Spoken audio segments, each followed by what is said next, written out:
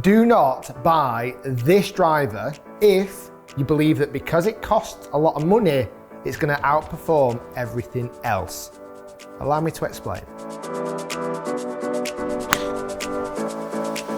Hi guys, I'm Rick Shiels, PGA Golf Professional. If you are new to my YouTube channel, welcome. If you enjoy this video, make sure you smash the like button and share the video around. And also leave me a comment down below. What was the price of your current driver you have in the bag? Because that's really going to be a big topic when talking about the PXG drivers.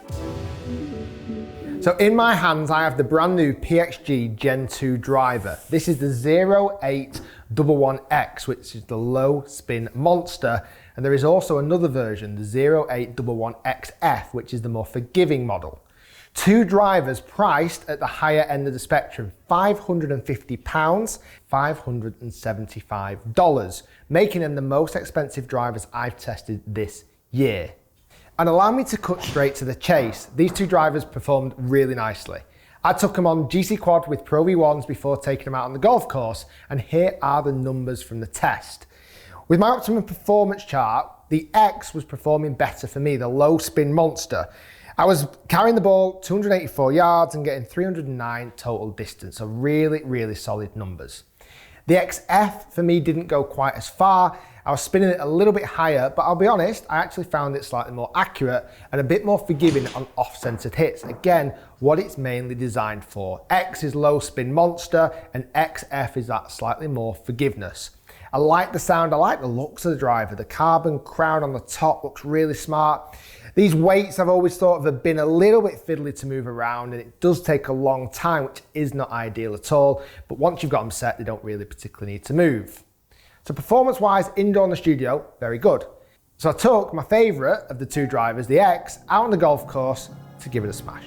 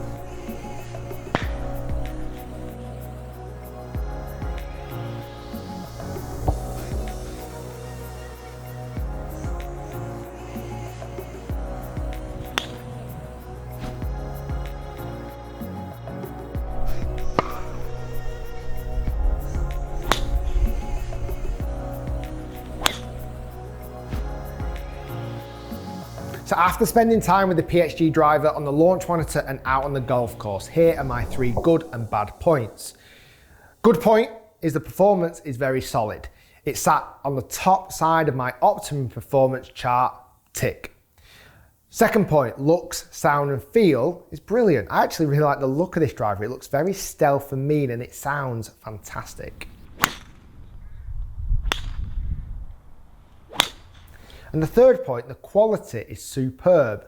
Every little kind of detail you get from the driver, the fitting I experienced, the fact it comes in this lovely big black box, looks sleek and professional, and the head cover, real leather. Don't particularly like this brown, but that is a solid quality head cover.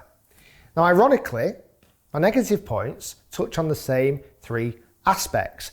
The performance, even though it was good, it wasn't ridiculously better than everything else I tested. Quality-wise, again, it's pretty good, but bar the head cover, it's no better than the TaylorMade or a Callaway or a Titleist. And then the look, sound and feel, again, I was impressed by it, but it didn't outshine everything else. And the reason those three negatives sit in place, because it brings me back to my original point, is the price of this driver is more expensive than everything else I've tested. So it needs to out-deliver, it needs to outshine. So this is where I see PXG having a little bit of a problem, because PXG very much appealed to the flash golfer. The golfer who drives the fancy Bentley car and has the fancy Rolex watch and wants the best of the best, because the Generation 1 drivers were priced at £800-900, which sat aside to every other driver out on the market. It's not the same with Gen 2. Gen 2 is now cheaper. It's less than £600 and dollars, and it gets much closer to the mainstream brands like your TaylorMade, your Callaway, your Ping, your Titleist.